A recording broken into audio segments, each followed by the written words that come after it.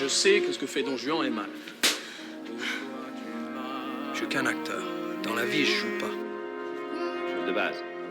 Un aspecto fundamental es que Don Juan no habría podido ser sueco o noruego. Es una figura muy española, o más que española, del sur. ¿Por qué no con el norte? Es una buena pregunta. No estoy seguro de tener la respuesta, pero se me ocurre una, y es que la fuerza inicial del Don Juan de Tirso de Molina es el hecho de que ofende dos cosas a la vez. Es sacrílego por partida doble, con las mujeres y con Dios, y ambas ofensas son indisociables. Les deux offenses sont indissociables. J'ai gardé la chambre. Qui êtes-vous? Vous pouvez m'aider À quoi? à oublier. Oubliez quoi? L'amour. Et on peut se demander si Cabe preguntarse si es posible seducir a alguien de forma 100% inofensiva, si es posible seducir a una persona sin ambigüedades, sin jugar con sus miedos, sus deseos, sin ver hasta qué punto se la puede manipular.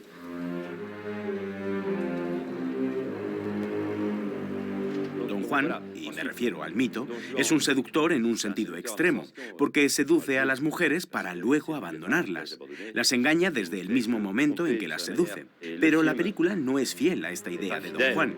Lo que está en juego en la película no es un Don Juan conquistador, en absoluto, sino un Don Juan abandonado. No es un hombre obsesionado con cualquier mujer, sino con una sola. c'est pas un homme qui est obsédé par n'importe quelle femme, mais par une. Oui, la fenêtre, je m'en souviens. Je te cherchais, je regardais dans les rues. Tu regardais une femme. Tu la regardais comme tu les regardes toutes. Tu m'as planté devant tout le monde.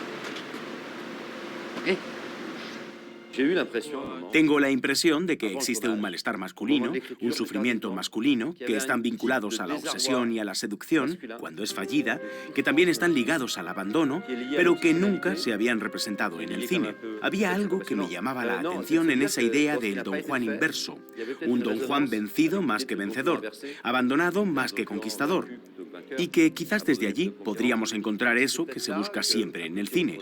Más allá de las peripecias, giros, sorpresas, se trataba de encontrar el corazón de la película. quelque chose qui serait comme le cœur du film. On s'est déjà vu, non?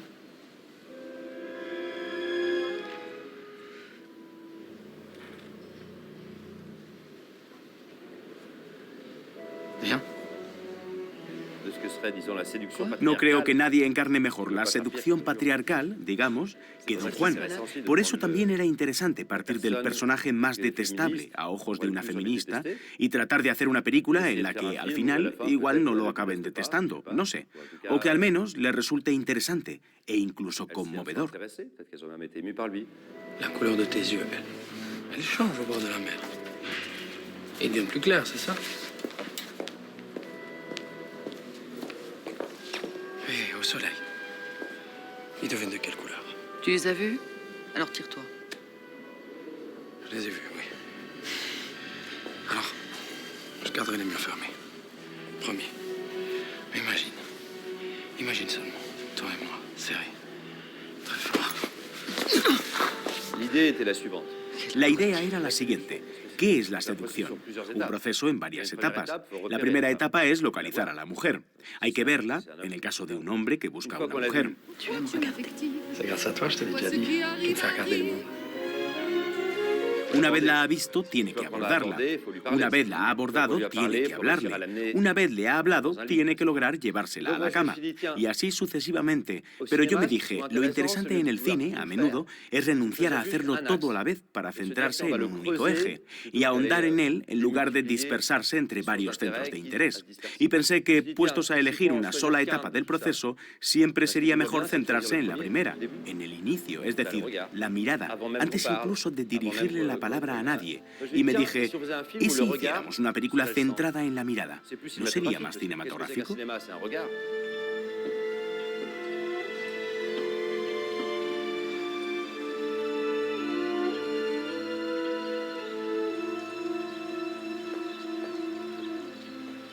Oh, vous l'avez retrouvé.